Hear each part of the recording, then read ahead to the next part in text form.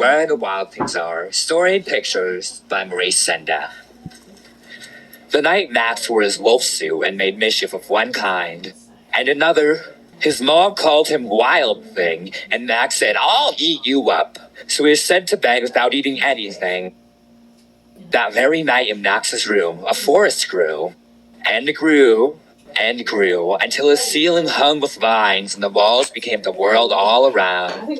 And an ocean tumbled by with a private boat for Max, and he sailed off through night and day, and in and out of weeks, and almost over a year, to where the wild things are.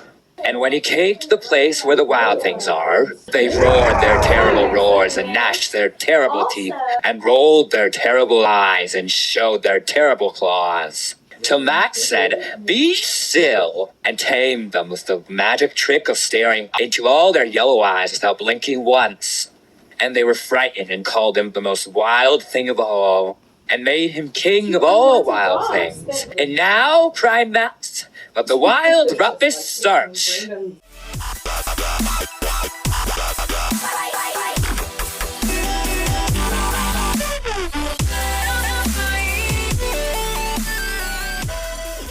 Stop, Max said, and sent the wild things off to bed without their supper.